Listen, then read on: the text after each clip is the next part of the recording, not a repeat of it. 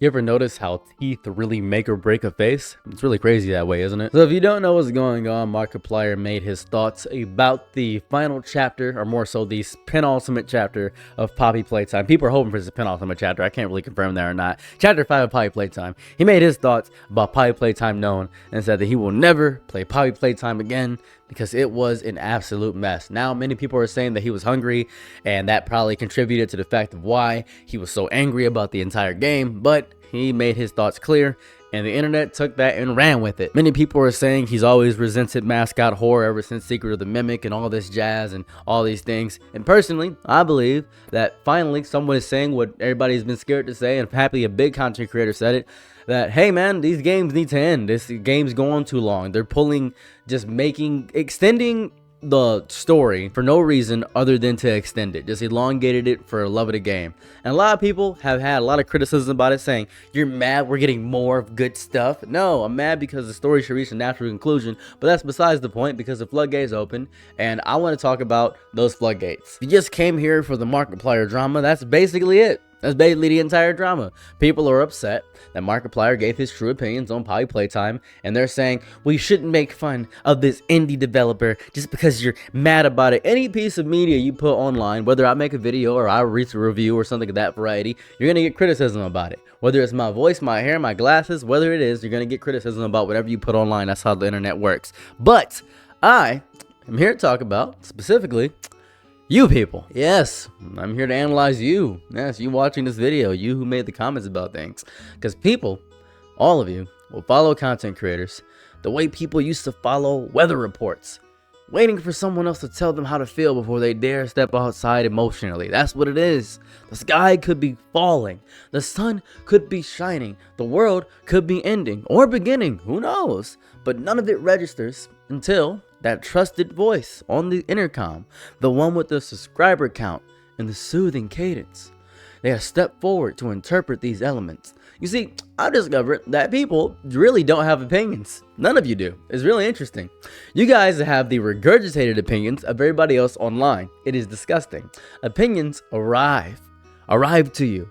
The pre-packaged, pre-approved, pre-chewed, so you can have an easier time swallowing them by whoever has the biggest microphone and the least amount of hesitation. Once that first take lands, it spreads like a stencil, like a template, like a coloring book where the lines are already drawn, and all you have to do is stand inside those lines. That's it. That's all you gotta do. Suddenly, thousands of people are repeating the same sentence with different profile pictures and the same confidence they never earned because they don't have the confidence over and over again. The same certainty they borrowed from someone who borrowed it from someone else, and nobody remembers where the thought started because the thought stopped being a thought and became a product over and over again. Well, I think this is bad because this. Really? Did you come to that conclusion by yourself?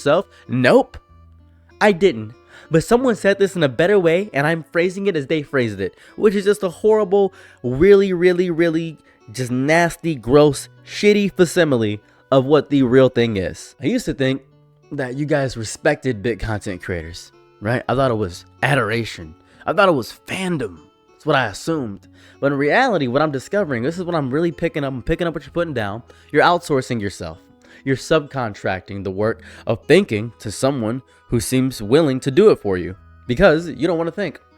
So I sent my friend this video about my thoughts about this. No, say your thoughts about it. Stop being a coward. Well, some people don't have the ability to speak and you suck. You just say you suck. It's okay. Well, actually, that's ableist and you suck. You suck. It's okay. You don't have the ability to form your own opinions. You don't have the commitment to actually be a real person in this reality, and that's fine. That's dandy. I'm all for you not having the ability to conceptualize your thoughts. Just admit you don't have the ability. When someone with a large platform speaks, their words get adopted. They get adopted. They get worn on somebody's body over and over again, displayed like a flag, repeated like a prayer. Adopting somebody else's mindset is easier than actually forming an opinion for yourself. Because when someone else's opinion is said, you have the ability of a leeway. Well, this other person said it, and I disagree with some parts of it. So that's what it is. And nobody asked, the audience more so, ask if whether they agree. They ask whether agreeing with them keeps them aligned with the group, whether it will keep them warm inside the herd. whether it will prevent the cold stare of exclusion when the conversation moves on without them. And if you keep doing this, you won't be able to actively form your own thoughts, right? Because you love tribalism so much. It's safer than thinking. It always will be. When social spaces punish deviation from anything, you suck. Well, I'm happy he finally said it. I've been thinking this for weeks. Why didn't you say it? Why didn't you say it? Well, nobody listened to me. Why is nobody listening to you? Because you don't have the charisma? Because you never had an opinion for yourself? Because they know that you're just repeating what the bigger content creator says, so they're not going to listen to you because they can just listen to the bigger content creator? Because guess what? Nobody's going to listen to you because your opinion is worthless because of the opinion of somebody else? Is that the reason? Is that the reason you want to talk about the truth? You want to be truthful and honest for 10 seconds in your life? You want to do that? Is that fair? You want to be real? That's the beauty of echo chambers so much. Every slop channel, everybody that's copying the big boys, always over and over again. That's the magic trick. That's what it is. Nobody notices because the magician is also the audience. A creator says something. 10 mid-sized creators paraphrase it. 100 small accounts remix it. And by the end of the day, well, everybody thinks this. When not one big creator said it, that's what it is. Over and over again. It's this repetition becoming truth over and over again. The volume gives it the weight. It's not even a valid opinion. People just love saying it over and over again. And people mistake the two constantly. Because distinguishing these two things, would require the one thing they've outsourced, the ability to think alone in a dark room with nothing but the static of their own uncertainty. You gotta do that. You gotta stop outsourcing your thoughts to other people. You suck. You suck. But that's why people are scrambling right now, in this moment, to say Markiplier is being harsh or rude or out of line. And I really do understand that. I grasp it. And I pick up what you're putting down. I get it. Because if you're honest, without that cushioning of PR language, it feels mean, feels violent, and it sucks. And you guys are addicted to performative neutrality and soft language. Because every time someone's direct with you, you say, oh, that hurts and I can't process this, and I shut down. Because every time someone's direct with you and actually states the issue about what it is, you shut down because it's about you and you hate dealing with yourself. You don't know how to deal with yourself because you suck. Have you ever considered that? There's no disclaimers. It feels as if it's an attack on your favorite thing. There's no bubble wrap or apology. He didn't say, hey, let me make sure that this is brand safe. No, he just said this sucks, dude. Because it does. He didn't pretend he enjoyed it. He spoke plainly. He said what he felt, which is something humans are allowed to do. Actually, I don't even know why audiences forget that. You're allowed to say you hate something. You're allowed to not like something. You're allowed to say you hate me. Good on you. I'm proud of you. That's what you gotta understand. I'm just a person. You know what? I'm a person, right? I have my own opinions. And you can say, well, it's a bad take. No, it's my take. It's my opinion. It's not bad or good. It's bad to you because you suck. Because you don't actually have a take of your own. I agree with everybody else. And everybody else has the good take and you have the bad take because you're just being contrarian for the sake of being contrarian. No, you suck. It's okay. It's fine. It's fine. You have the right to be bored, disappointed, or unimpressed about everything I do, and I have the same right to criticize you. That's how it works. Over and over again, people have this demand for authenticity. You must be authentic on the internet. Everybody's so plastered and PR framed and ready. No one cares about authenticity. You don't give a damn about authenticity. It's so ironic. It's so ironic that nobody wants to sit with the truth. They want creators to be real, and then when real actually happens, I don't know. Maybe he should not say that. Real includes boredom. Real includes frustration or fatigue or not liking something or not knowing something. That's the realness of the world. How did you not know this? I had no clue. No idea this was going on. Well, you should do more research. I had no clue. I don't want to do research now because you're pissing me off is what's going to happen. You shouldn't be pissed. It's just one person. No. You're pissing me off. Welcome to the real world. I get angry. That's how it works. How is honesty the problem? That's what it is. This is going on.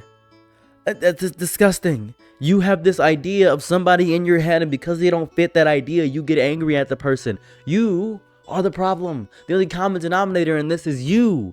Over and over again, it's always you. Honestly, it's really just projection, plain and simple. People who never learn to say, well, I didn't like this. You can say that. You don't have to ask permission to hate something. You don't gotta check the room. You don't gotta check the weather report. You can just say it sucks. You can just say that. It's fine. It's okay. It's perfectly fine to say something sucks. I think everything after Five Nights at Freddy, I don't know, World, maybe Ultimate Custom Night is kind of okay. But I think Glamrock Freddy and the Pizzaplex stuff, I think that sucks. I think the later series of Steven Universe sucks. I don't like Deltarune. Just don't like Deltarune. I don't. And that's purely because of the fandom.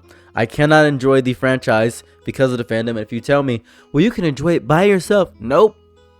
Nope, you've already ruined it for me. You've already done it. That's what you did. Welcome to the real world. You've ruined it for me. That's what happened. Oh, that sucked. I can't even listen to Hamilton. That's how much I hate it. But you're letting other people decide what you enjoy. No, I'm annoyed and pissed that I have to interact with people when I say I enjoy something, so I simply ignore it forever. That's what happens. That's why I don't talk about certain social issues or something of that variety, because you guys piss me off so much, because you guys don't know how to form your own opinions. And when somebody actually has their own opinion, you guys panic. You guys shut down. It's disgusting. It's grody. It's nasty. Watching someone skip the ritual of checking the room first makes you lose your mind.